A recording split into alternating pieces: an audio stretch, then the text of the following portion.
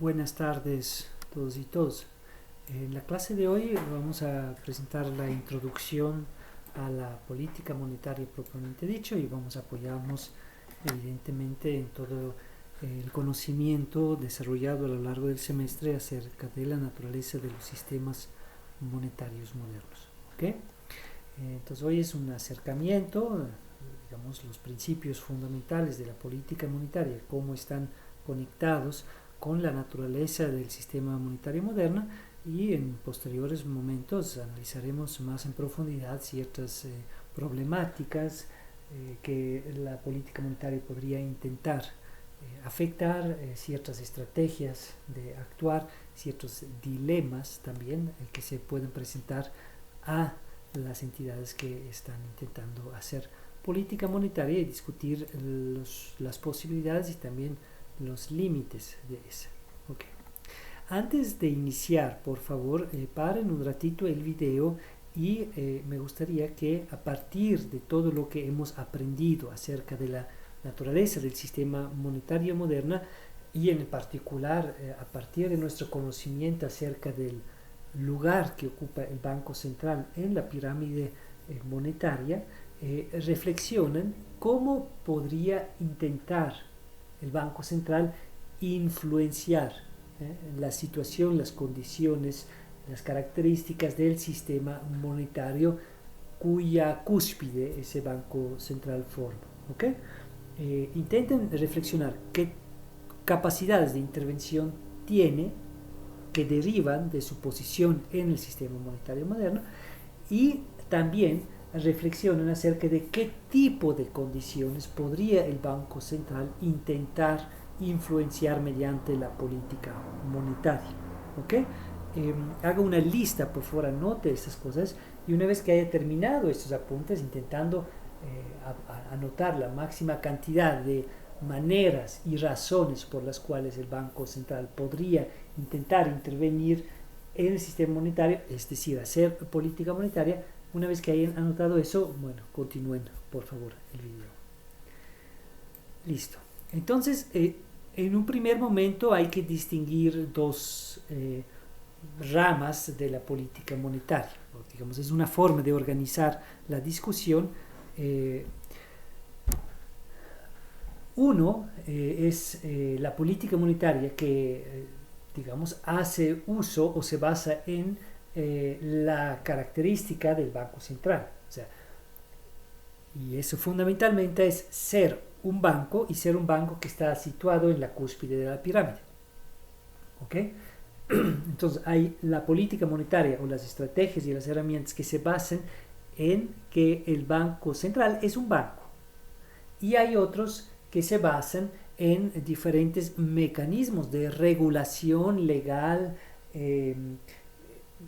regulación de las entidades bancarias, por ejemplo, todo lo que podría ser derivar como a partir del poder legal de ciertas entidades o del Estado sobre que puede restringir o limitar el comportamiento de los participantes del sistema monetario y en particular de los bancos.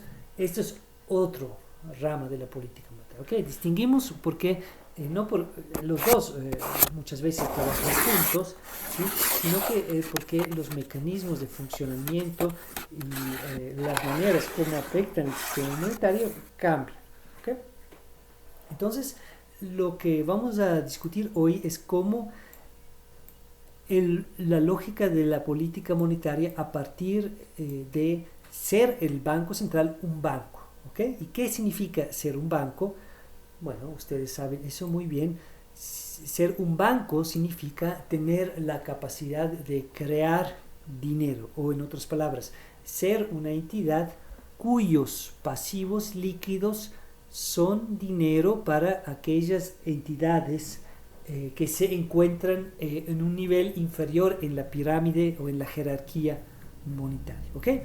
Cualquier banco puede crear dinero, entre comillas, para sus clientes que se encuentran en jerárquicamente un nivel inferior a la hora de otorgar un préstamo, que es la forma típica de crear nuevo nuevos medios de pago, que en el caso de un banco simplemente son depósitos, ¿okay? En caso de un banco central, bueno, son aquellos depósitos que ciertos agentes tienen en el banco central, típicamente las reservas o encajes que los bancos comerciales que se encuentran en el piso intermedio del sistema monetario pueden detener en el Banco Central y que utilizan para efectuar pagos entre ellos, es decir, el dinero de alto poder o la base monetaria, que es esa liquidez interbancaria que los bancos necesitan para efectuar pagos entre ellos.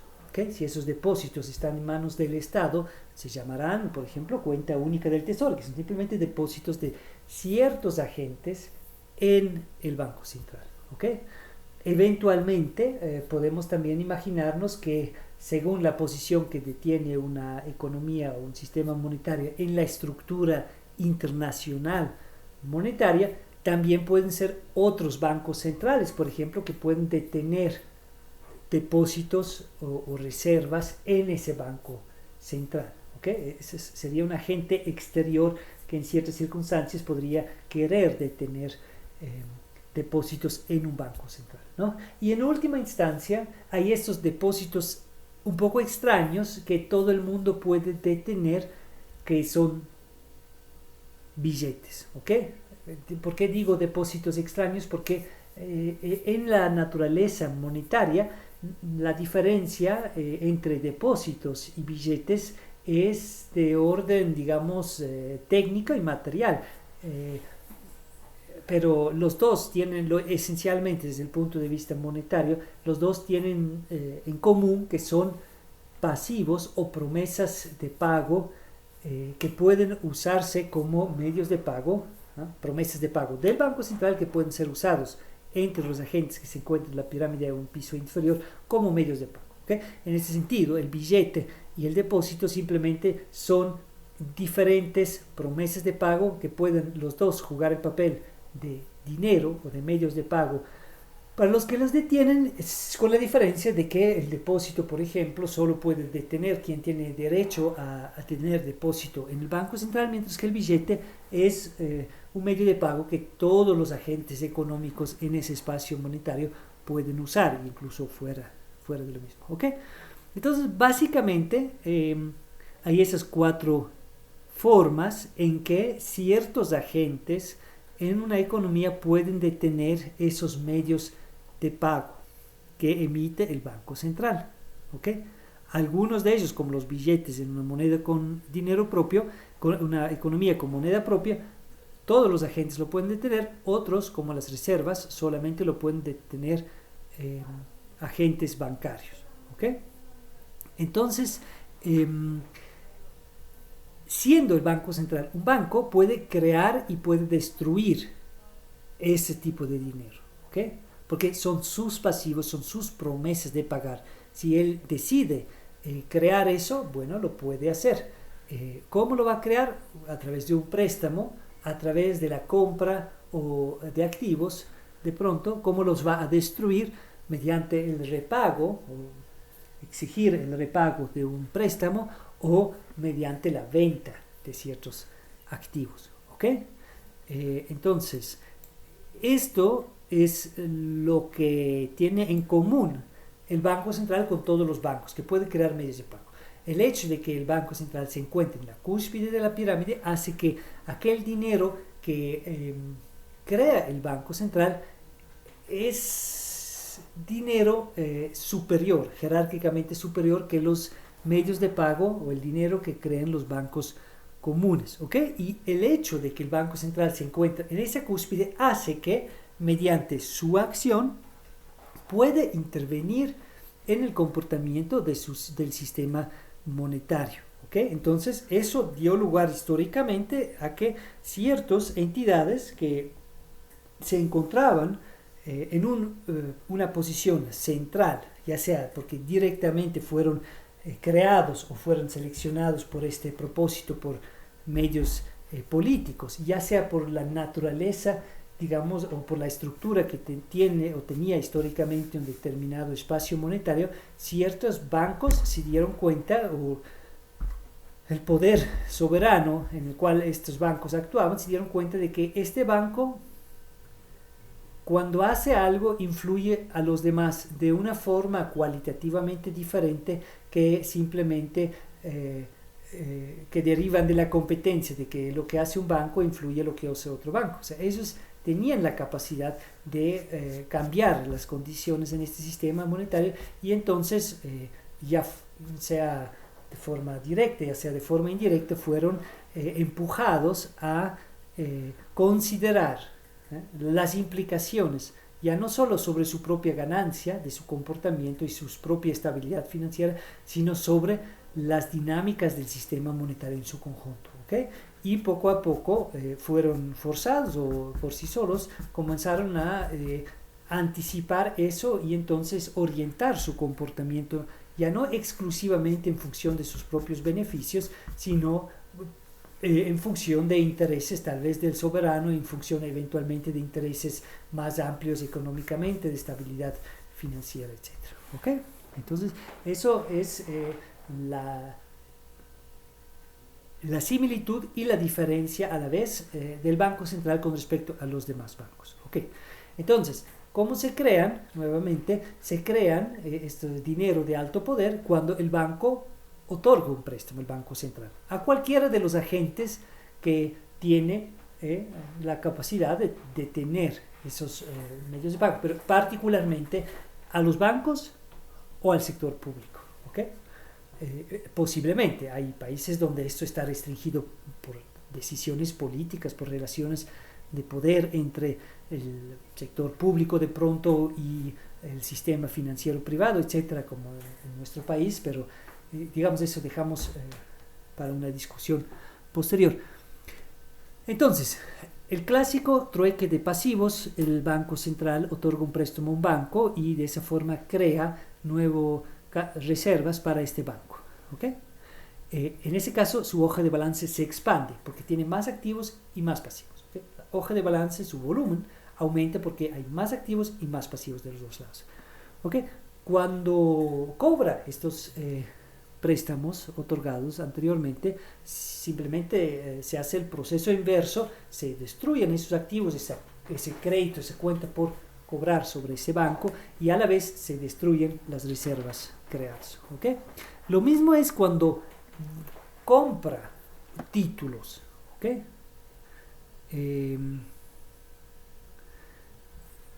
Cuando compra títulos a otras entidades, entonces entrega dinero de alto poder a estos a los que le vendieron esos activos. ¿Okay? Esas son básicamente las dos formas fundamentales para que se crean nuevos promesas de pagar del Banco Central.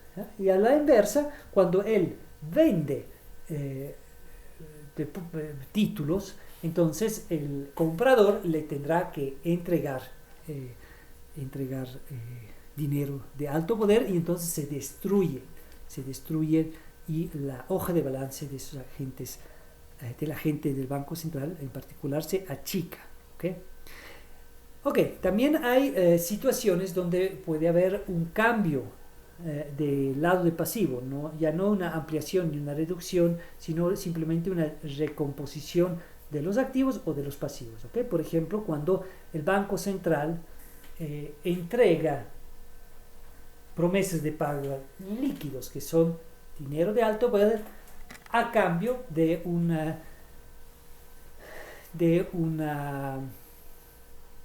nuevo pasivo no líquido. Entonces aumentan los pasivos líquidos, pero se reducen los pasivos no líquidos, ¿no? Por ejemplo, cuando el Banco Central tiene una deuda con alguna entidad, ¿no? Y él procede a cancelar esa deuda, entonces simplemente va a una recomposición en el sentido en que se reducen los pasivos no monetarios y se aumentan los pasivos monetarios. ¿Okay? Y similarmente del activo también puede haber recomposiciones, pero esas recomposiciones del lado activo no afectan, digamos, la cantidad de dinero de alto poder de los pasivos monetarios del Banco Central. ¿Okay? Entonces son los mecanismos básicos y les recomiendo que interrumpan ahorita un ratito el video y hagan unos pequeños ejercicios para estar claro cómo entonces puede haber creación y destrucción de ese dinero de alto poder y exploren diferentes mecanismos. ¿Ok? Ok. Entonces, ¿por qué el Banco Central o cómo el Banco Central utilizaría esta su capacidad de crear y destruir dinero de alto poder? ¿Okay? ¿Por qué lo haría? Bueno, básicamente porque quisiera intentar intervenir en un sentido u otro las condiciones presentes, las características del sistema monetario cuyo cúspide ocupa. ¿Ok? Entonces, en cierto sentido, las condiciones, las características, las propiedades, las dinámicas que pueden resultar de eso y sus consecuencias económicos más amplios son la contraparte de la cantidad de dinero de alto poder en el sistema y su distribución entre los diferentes agentes. ¿Ok? Esta relación no es tan directa, ¿ok? No se puede decir que siempre y en toda circunstancia a una determinada cantidad de dinero está asociado a unas determinadas características, ¿ok? Esta relación entre cantidad de dinero de alto poder que está en manos de los agentes económicos, en particular de los bancos, y las condiciones, circunstancias, procesos que se están dando y sus consecuencias económicas, esas dos cosas están conectados, pero no de forma mecánica, no se puede decir que siempre si el uno es automáticamente lo otro será. Okay, pero esa es la manera, digamos, el eje bancario de la política monetaria gira alrededor de crear y destruir. En ciertas circunstancias, con ciertas condiciones, para ciertos destinatarios, a cambio de ciertos tipos de garantías, es decir, variar, modificar o adaptar las condiciones a partir de cuáles o a través de cuáles un agente puede acceder a dinero de alto poder o no puede acceder, intervenir mediante eso, intentar de influenciar las condiciones reinantes en el sistema monetario. ¿Okay? Entonces ustedes ya ven que aquí pueden aparecer problemáticas, porque justamente es siempre un actuar indirecto, o más o menos indirecto, ¿no? Se crea, se destruye, se cambian las condiciones de acceso a ese dinero de alto poder y mediante eso se busca modificar el comportamiento de esos agentes que son ellos agentes privados, muchas veces en el caso de los bancos pueden ser públicos también, pero pueden ser privados y en todo caso agentes que no son instrumentos directos de la política monetaria, ¿okay? Por eso se habla de que el sistema monetario moderno es un sistema híbrido porque es una combinación de agentes públicos y agentes privados, ¿okay? Y a los agentes privados es difícil en las condiciones del capitalismo contemporáneo imponerles su comportamiento, ¿okay? Ellos tienen el derecho de invertir su capital, de utilizar sus fondos de la forma que ellos consideran lo más apropiado. Entonces no se puede influenciar de forma directa, sino que se tiene que ir intentando influenciar esos comportamientos de forma indirecta. ¿Okay? Frente a los problemas que van a aparecer, con esto justamente va a aparecer el otro ala de la política monetaria, en donde mediante mecanismos legales y de regulación se intenta encauzar o orientar el comportamiento de sus agentes de forma un poco más explícita, justamente enfrentando los problemas que estamos aquí intentando subrayar, de que la relación entre cantidad de dinero de alto poder en el sistema y todas esas diferentes condiciones y circunstancias del sistema monetario moderno no son tan directos. ¿Okay? Entonces, ¿de qué condiciones estamos hablando? ¿Okay? ¿De qué condiciones estamos hablando? Y aquí tal vez nos puede ayudar a esta distinción que hemos hecho un momento acerca de los 4 precios del dinero, ¿okay? 4 precios en términos muy metafóricos, que habíamos hablado de Perry Merlin, que dice que básicamente en el sistema monetario moderno hay cuatro precios entre el dinero y otros tipos de dinero o cosas reales o financieras, ¿no? Y el primero era la paridad, la relación uno por uno entre los diferentes medios de pago que circulan en un espacio monetario. ¿Ok? Eso hemos hablado muchas veces. En el sistema monetario moderno debe haber una conversión al mismo valor entre un dólar como billete y un dólar de depósito. ¿Ok? El segundo precio sería la tasa de interés, que es el precio que cuesta, que hay que pagar para tener dinero hoy a cambio de dinero mañana. ¿Ok? El dinero de hoy, en cierto sentido, vale más. Hay una discusión económico más o menos larga acerca de las razones por las cuales esta tasa de interés existe y es positiva, pero en todo caso hay una relación. Puede haber circunstancias donde da lo mismo, usted recibe hoy un dólar y mañana devuelve un dólar, pero en general esta tasa no es así, y la diferencia es la tasa de interés. ¿Okay? Generalmente positivo, en ciertas circunstancias puede ser negativo. La tasa de cambio, es decir, el precio que hay que pagar para obtener nuestro dinero, el dinero de otro país. ¿Okay? ¿Cuánto vale un euro? Bueno, en términos de sucres, esto es el precio del euro en términos de sucres. ¿Okay? Y últimamente está este precio, digamos que realmente es la inversión del precio, el valor del dinero en términos de su poder adquisitivo con respecto a los bienes, pero también con respecto a activos reales como bienes raíces o activos financieros como acciones. ¿Okay? Entonces ustedes ven, cuando hablamos del poder adquisitivo del dinero, estamos en un contexto un poco problemático porque hay una infinidad de productos, bienes, servicios, activos que pueden ser relacionados con el dinero. ¿Okay? Entonces eso solo quiero mencionar eso. Entonces vemos que en cierto sentido las acciones o la búsqueda de influenciar las condiciones existentes en el sistema monetario a través de la política monetaria puede organizarse pensando en estos cuatro precios. ¿Okay?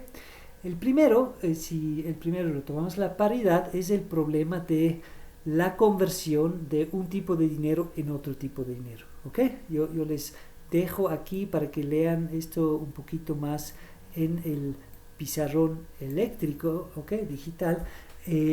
Solo les hago muy brevemente el resumen.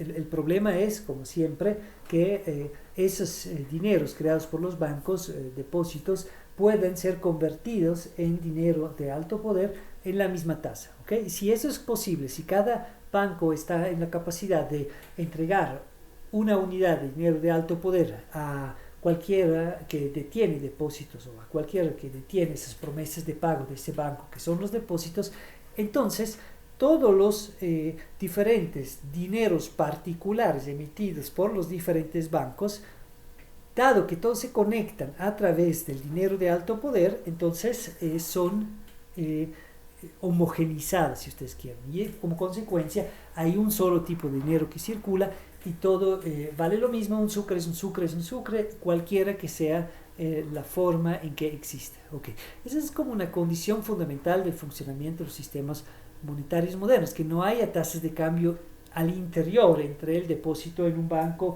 con respecto al billete y con respecto al depósito en otro banco. Ok, esa condición siempre está en riesgo. ¿Okay? Eso es consecuencia natural de la naturaleza, digamos, de lo que es un banco. Un banco crea pasivos monetarios, medios de pago para sus clientes. ¿Cómo los cree? Otorgando préstamos. ¿Okay? Como consecuencia de eso, en general, un banco tiene más pasivos líquidos que activos líquidos. ¿Okay? Y eso quiere decir que si todo el mundo se presenta a la vez, o una gran parte de la gente que detiene depósitos en un banco se presente a la vez en el banco pidiendo que éste le entregue a cambio de sus depósitos dinero de alto poder, ya sea en forma de billetes, ya sea de forma indirecta, porque piden hacer transferencias a otros bancos, entonces el banco se va a ver en la imposibilidad de otorgar, digamos, de hacer esas conversiones de un tipo de dinero, de sus pasivos monetarios, en otro tipo de dinero que son para ese banco activos monetarios. ¿Okay? Entonces siempre hay un riesgo, está siempre latente el riesgo de que esta homogeneidad del sistema monetario, que hace que todos los diferentes tipos de dinero que están circulando valgan lo mismo, está siempre amenazado. ¿Ok? Eso es consecuencia de la naturaleza de la actividad bancaria y obviamente el comportamiento, ciertos comportamientos de los bancos y ciertas condiciones macroeconómicas pueden agravar eso o pueden agravar. Entonces, una de las preocupaciones principales del Banco Central es asegurar esta integridad del sistema monetario. Es algo así como la integridad de un territorio soberano, ¿cierto? El Estado tiende a evitar que hay ciertos sectores que se van a declarar independientes.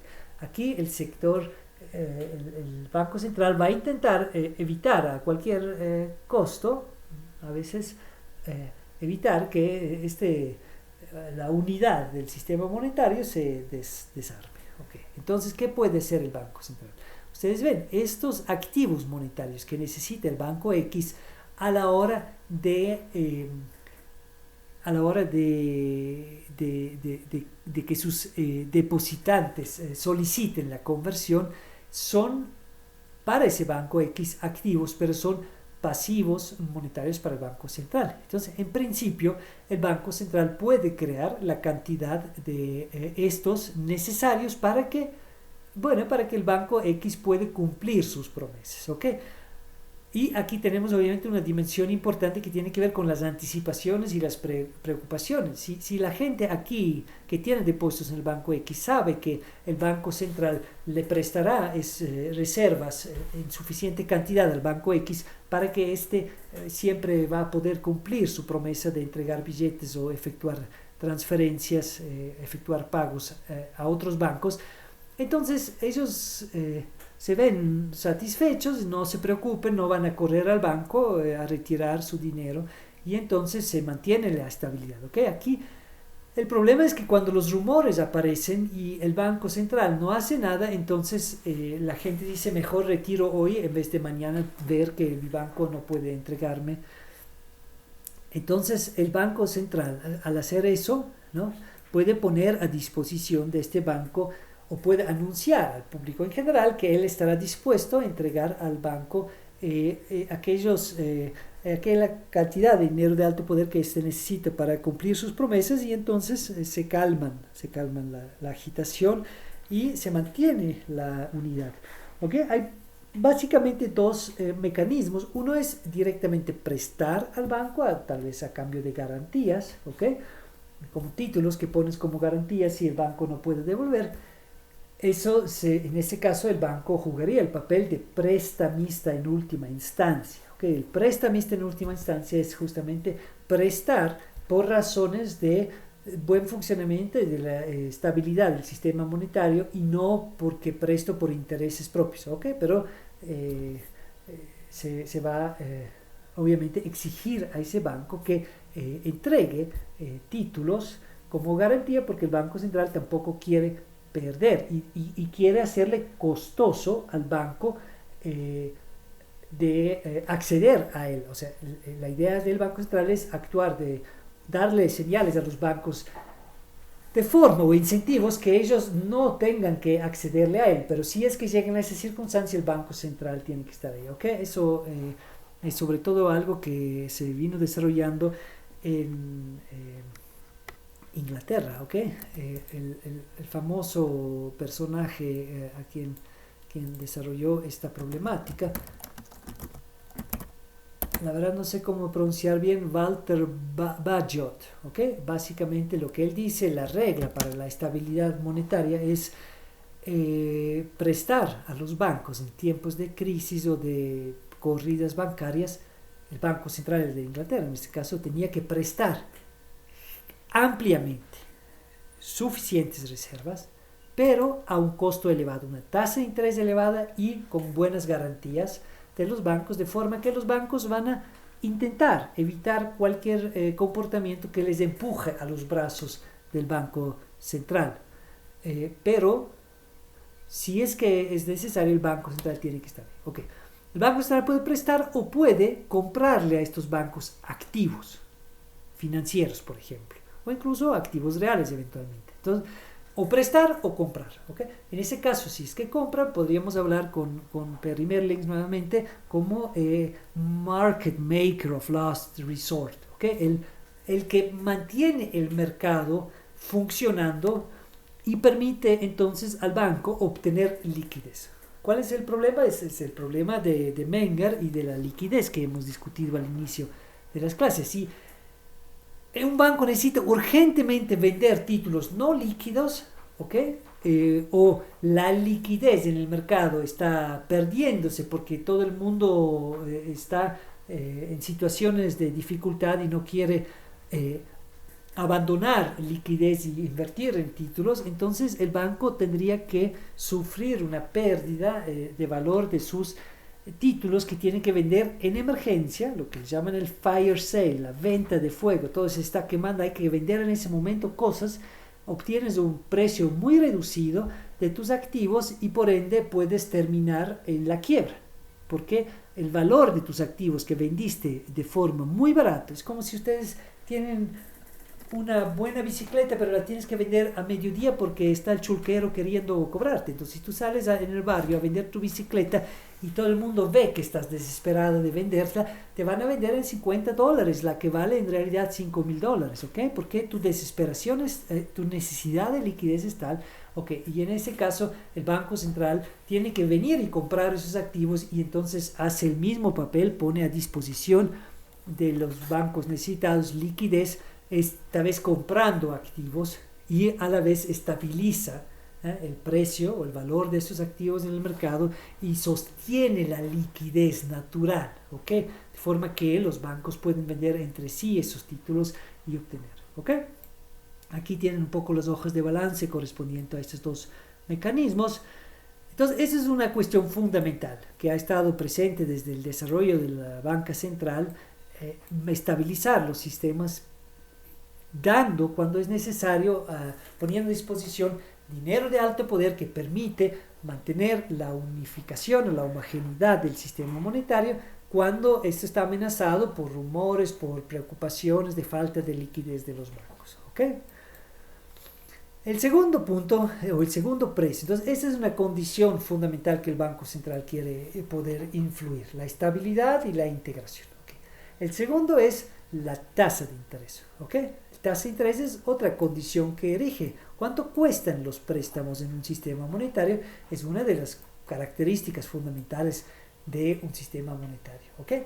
Bueno, en realidad deberíamos hablar de varias tasas de interés porque hay una tasa de interés para un crédito de consumo, una tasa de interés para una hipotecaria, etcétera, etcétera. ¿Okay? Pero la idea aquí es que hay un cierto nivel de tasas de interés, ¿okay? Y que hay una tasa base. ¿Okay? La tasa base es la que los bancos se cobran entre ellos cuando se prestan de una noche a la mañana dinero. ¿Okay? Eso es básicamente como que el punto de anclaje y encima de eso se construye un conjunto de tasas de cambio cuyo valor absoluto se modifica en función de las condiciones del préstamo, el tipo de garantía, la duración del préstamo, etcétera, etcétera. La idea fundamental es que todas estas tasas de cambio están conectados de forma suficientemente estrechas por mecanismos de arbitrajes, ¿okay? Arbitrajes de los bancos, de forma que si el Banco Central logra modificar esta tasa base, se modifica en cierto sentido el conjunto de las tasas de interés. ¿Okay? Bueno, este es un problema porque eso no necesariamente tiene que darse. Puede darse, puede no darse. Y eso tiene que ver con varios aspectos. ¿Okay? Entre otros, la competencia entre los bancos y un poco esa presión de transmitir a sus clientes estos esa tasa, el nivel de la tasa de interés de la tasa base. ¿Por qué transmitirlo? Porque la tasa base es como el costo, un componente del costo marginal de un nuevo préstamo. Si el banco otorga un préstamo a alguien, entonces sabe que esos depósitos creados en ese préstamo van a conducir a un pago, probablemente un retiro en efectivo, un pago a otro banco, y entonces ese banco pierde liquidez. Entonces el costo para obtener esa liquidez, pedir prestando de otros bancos, es uno de los costos implícitos de este préstamo. Hay otros costos, como todo el costo de obtener la información, de manejar las garantías, etcétera, etcétera. Pero el costo de liquidez es uno. Y entonces la idea es que si esto se modifica, la tasa de interés que se pide a los clientes también se va a modificar, ¿no? Y sería así que el Banco Central puede intervenir, ¿ok? Pero según las circunstancias eso puede no darse, ¿ok? Puede ser que, por ejemplo, esa tasa base varía, pero no se traduce en una modificación del nivel de la tasa de interés, que eso tiene que ver con la estructura bancaria, del mercado bancario, etcétera, y otros componentes. Y entonces sería más o menos un problema. Pero la idea básica es que el Banco Central puede intentar modificar esa tasa de interés. ¿Cómo lo haría? Bueno, si la tasa de interés es el resultado de la oferta y la demanda que tienen los bancos, se dirigen entre sí para prestar liquidez excesiva que tienen o recibir prestado de otros bancos liquidez que ellos necesiten urgentemente.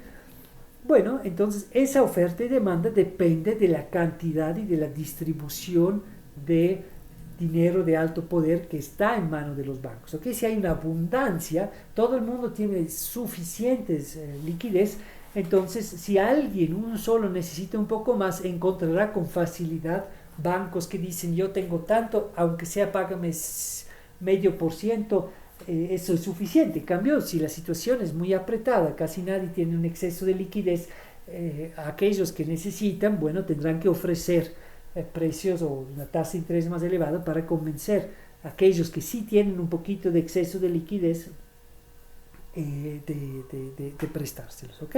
Obviamente en situaciones de mucha tensión en el mercado monetario puede ser que los bancos dejen de prestarse completamente y entonces el sistema más o menos colapsa porque no hay préstamos interbancarios. Okay. ¿Cómo entonces puede hacer el Banco Central? Simplemente puede crear más liquidez y eso entonces va a tender a bajar la tasa de interés en ese mercado y mediante eso, con la esperanza de que los mecanismos de transmisión, digamos, entre esos diferentes tasas de interés esté funcionando, transmitir esta modificación del nivel de la tasa de interés sobre el conjunto de la economía. ¿Okay? Y de forma inversa, obviamente, si el Banco Central absorbe dinero de alto poder o destruye dinero de alto poder, restringe la liquidez existente en ese mercado interbancario, entonces como consecuencia tiende a subir la tasa de interés. ¿Okay? Hay básicamente dos mecanismos fundamentales que pueden funcionar. Los vamos a discutir más en detalle en otra clase. Uno es políticas de mercado abierta, en donde simplemente el banco va al mercado de títulos y compra y vende. ¿Okay? Cuando compra crea liquidez porque el vendedor recibe reservas del Banco Central. Cuando vende, el vendedor o su banco, que el vendedor o su banco recibe esa liquidez, esas reservas adicionales, o puede también eventualmente bueno, puede comprar y vender, digamos, acciones o sobre todo bonos. Ese es el mercado abierto porque el Banco Central participa en un mercado existente de activos y al comprar y vender crea y destruye dinero de alto poder, crea y destruye liquidez de los bancos y mediante ese mecanismo modifica la tasa de interés. ¿Okay? Aquí en las explicaciones está brevemente mencionado un mecanismo adicional que influye sobre la tasa de interés mediante los valores de los activos financieros. Ustedes que estudian partes finanzas, revisen eso porque es un mecanismo importante que relaciona en la remuneración implícita la tasa de interés implícita de un activo con el precio actual y su relación con el precio final de un activo. Okay. Una forma más directa de hacer eso es simplemente decir el Banco Central presta a determinada tasa de interés o a determinada condición dinero de alto poder a los bancos o recibe como forma de un depósito, digamos, que no es monetario, liquidez excesiva. ¿Okay? Y al fijar la tasa de interés de forma directa en la cual el Banco Central presta o recibe prestado, si quieren, o recibe como recibe como depósito de ahorro o algo así, la liquidez influye directamente o en realidad determina la tasa de interés que va a regir en ese mercado interbancario. Okay. Entonces, eso se llama las facilidades permanentes. Mercado abierto y facilidades permanentes serían entonces los dos mecanismos en los cuales el Banco Central crea y destruye liquidez y mediante eso afecta la tasa de interés, o en caso de mercado abierto, o directamente fija la tasa de interés y en función de eso simplemente crea y destruye la cantidad de liquidez o de dinero de alto poder que los bancos están dispuestos a detener a este costo de la tasa de interés fijado. ¿Okay?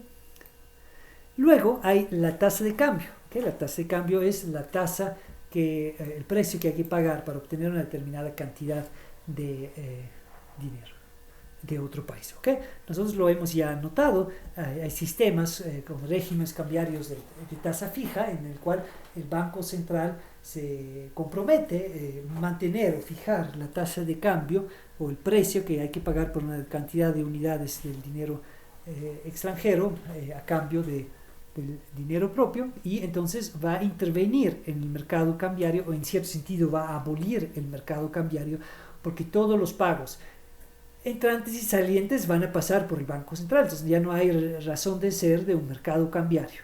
¿Okay? Eso es posible. ¿Okay? Existe y la dolarización es un caso típico.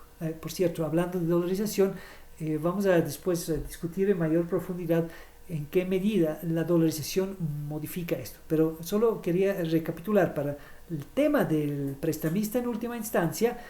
Quisiera que reflexionen si es que la dolarización modifique o no modifique esta situación. ¿Ok? Entonces,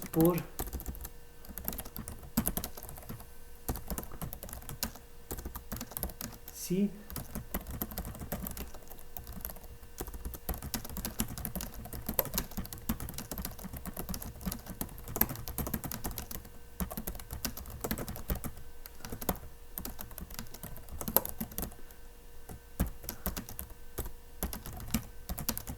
Ok, reflexionen por favor acerca de si lo que hablábamos arriba del Banco Central como prestamista de última instancia o como creador de mercado de última instancia se modifica en el contexto de la dolarización o no se modifica. ¿Ok?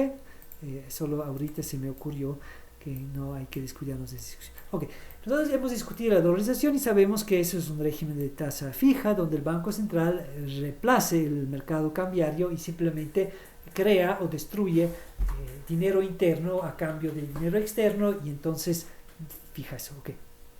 Pero hay muchas circunstancias donde el Banco Central puede no hacer eso y decir que sí estamos en una tasa de cambio flexible o casi flexible y a veces de forma abierta y a veces de forma oculta interviene en el mercado cambiario. ¿Ok?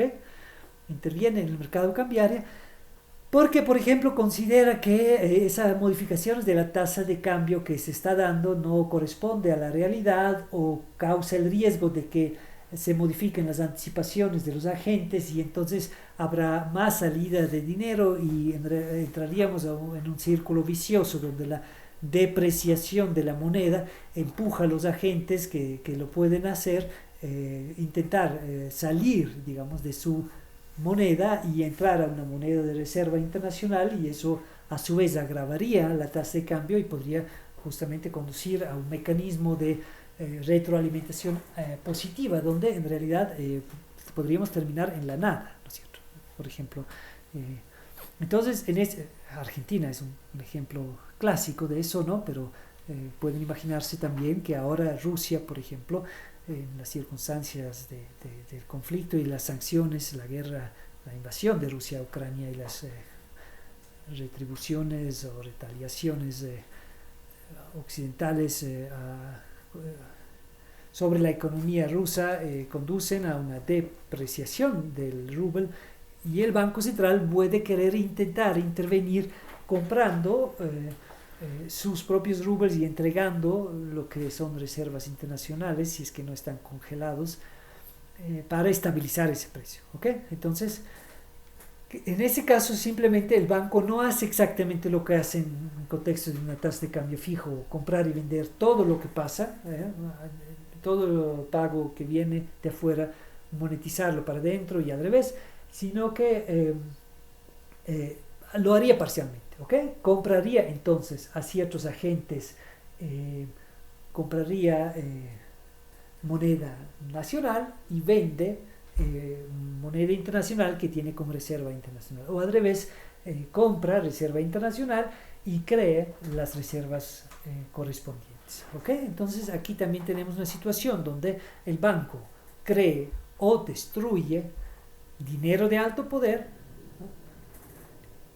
en articulación con la venta o la compra de dinero exterior, de sus reservas internacionales, ¿ok?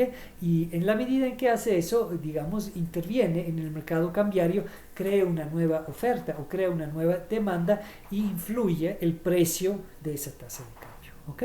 Ya hemos discutido en otro contexto el problema del mercado cambiario, entonces simplemente aquí vemos que el Banco Central puede intervenir, ¿ok? Hay límites de esa intervención. Si quiere hacer frente a una depreciación de la moneda, necesita tener reservas internacionales que va a entregar a los que quieren hacer un pago desde adentro hacia afuera, ¿ok?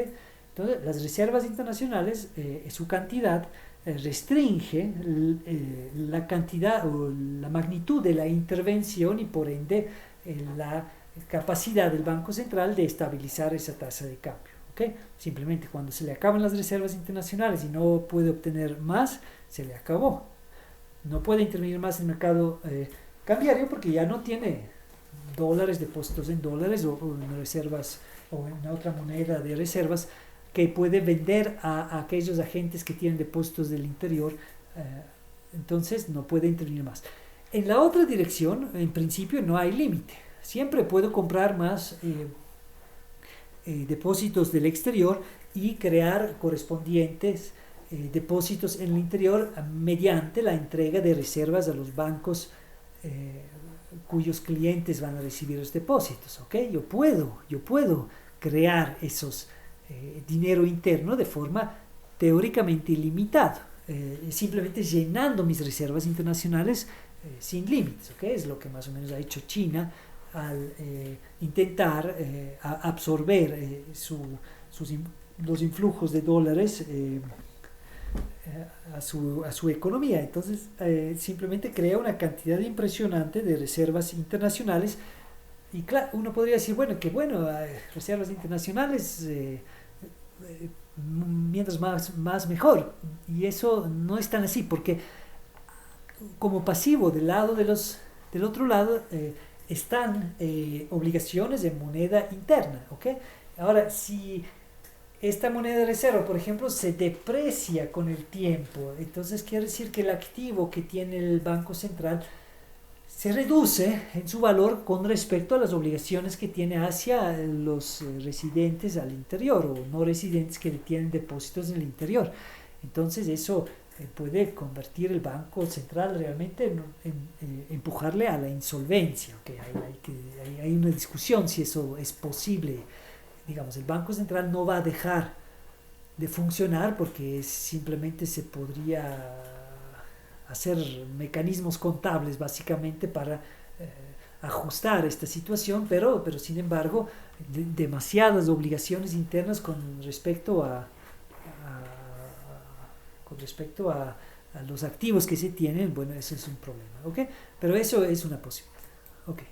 Y la última precio que tenemos que observar es la relación entre el dinero con respecto a todos los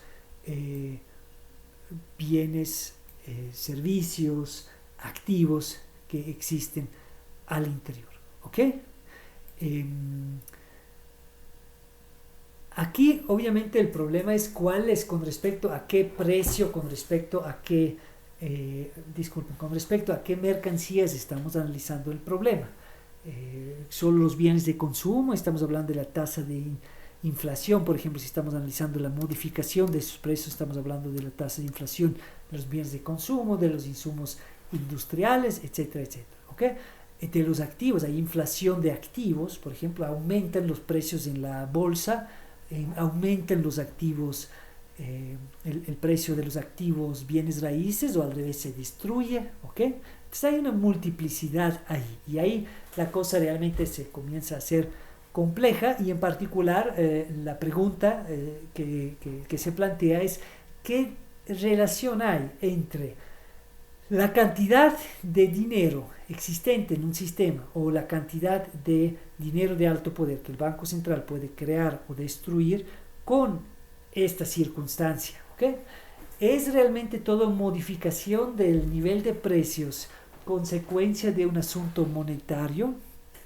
¿O puede ser resultado de procesos económicos que no son monetarios? ¿Okay? ¿Realmente se puede modificar todo esto mediante mecanismos de política monetaria? ¿O si es que se lo hace, no posiblemente resultará mucho más costoso intentar resolver estos problemas, por ejemplo, de una pérdida del poder adquisitivo del dinero, una inflación, por medios de política monetaria, comparando con otras estrategias de política económica? ¿Okay? Realmente se puede afirmar con Milton Friedman, con los monetaristas, de que toda inflación es siempre y en todas partes un fenómeno monetario. Bueno, eso es una discusión compleja, ¿ok? Tradicionalmente, en tiempos en que predominaba esa perspectiva monetarista, les invito aquí a leer un poco más en detalle lo escrito en este pizarrón, para que profundicen el debate, ¿ok? Se suponía que la variación de los precios era básicamente consecuencia directa de la variación de la cantidad de dinero en el sistema, ¿ok? Y la variación del dinero en el sistema era consecuencia de la cantidad de dinero de alto poder en el sistema. Entonces básicamente se decía, si el Banco Central crea demasiado dinero de alto poder, va a conducir a una creación de dinero excesiva por parte de los bancos, eso es parte del multiplicador monetario, y eso a su vez va a conducir a la pérdida adquisitiva del dinero. Okay. Ese era más o menos el mecanismo básico. Entonces la política monetaria buscaba ajustar la cantidad de dinero en el sistema. Bueno, okay. Esa idea ha perdido un poco de influencia, ¿ok? Nadie duda de que si simplemente de la noche a la mañana se aumenta por 3 la cantidad de dinero en el sistema, que eso va a afectar los precios, ¿ok? Pero ya no se, digamos, no será tal vez la mayoría de los economistas monetarios que estaría dispuesto a afirmar alguna afirmación tipo: si se sube 2% la cantidad de dinero, entonces tendremos una inflación de 2%. Okay. Eso ya no se hace tan. Entonces, generalmente la consecuencia de eso es que esta condición del precio o el valor del dinero en términos de su poder adquisitivo, pero nuevamente, poder adquisitivo con respecto a los bienes de consumo, a los productos industriales, a los bienes activos financieros, a los activos reales, eso no está tan claro, y depende dónde mira el Banco Central, sacará otras consecuencias de la situación existente. Típicamente lo que ocurriría ahora es que el Banco Central estará mirando esto, el valor, el poder adquisitivo del dinero, como su objetivo, de la condición del sistema monetario que intentará alcanzar, y utilizará esas otras condiciones, en particular la condición de la tasa de interés y la tasa de cambio, de forma para pilotear el sistema hacia esto. ¿Ok? Ya no consideraría como muy posible directamente alcanzar esto, sino intentaría modificar ciertas circunstancias que a su vez conducirán aquí a estabilizar el poder adquisitivo del dinero. ¿Ok?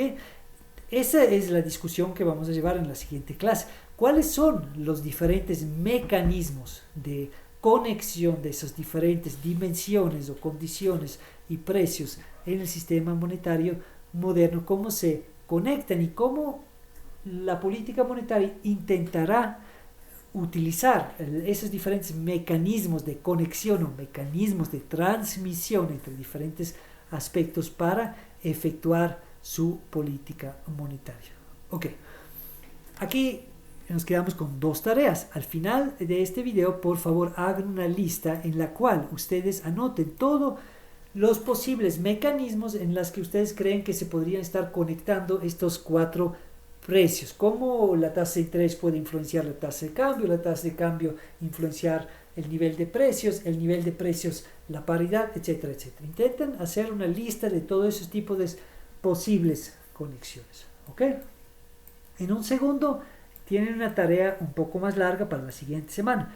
Lean por favor los primeros 4 capítulos del libro Dinero, Banca y Mercados Financieros de Javier Guillermo Gómez, que está en la carpeta Dropbox. ¿Okay? Eso es mucho menos lectura de lo que parece, porque hay páginas enteras que son solamente gráficos así. ¿Okay? Analicen el modelo del multiplicador monetario y responden las siguientes preguntas. ¿Cuál es el mecanismo que establecería la relación entre dinero de alto poder y depósitos o la masa monetaria en términos más amplios, dinero en manos de los agentes económicos? ¿Okay? ¿Qué mecanismo la idea del multiplicador encuentra que conecta cantidad de dinero creado por el Banco Central, dinero de alto poder y dinero en general en circulación? Ok, ¿cómo, segundo, se piensa en la perspectiva cuantitativa que aparece en el libro como teoría monetaria de la inflación, asociado a Milton Friedman? ¿Cómo piensan ellos el problema de la inflación y su relación con la cantidad de dinero? ¿Ok? En esta perspectiva, ¿qué debería hacer el Banco Central para enfrentar una presión inflacionaria? ¿Ok? Y luego, reflexionen, por favor, ¿qué podrían ustedes imaginarse como críticas o puntos débiles de esa manera de comprender la inflación? ¿Ok? ¿Dónde estarán las partes problemáticas de esta perspectiva de comprender el sistema monetario y la cantidad de dinero y la inflación o la modificación del poder adquisitivo del dinero? Y en ese contexto piensen qué podría pasar cuando hay un país como los hay ahora, en donde no se pide ninguna reserva obligatoria, ninguna fracción obligatoria de reservas. ¿Okay? ¿Cómo se determinaría la cantidad de dinero en un sistema y por ende, según esta perspectiva, la inflación, si esto ya en muchos países no existe? ¿Okay? Reflexionen acerca de eso. ¿Okay? Les agradezco y no se descuiden en leer estos apuntes en el pizarrón digital para, digamos, complementar el video que acaban de ver y poder responder a esas preguntas. Muchas gracias.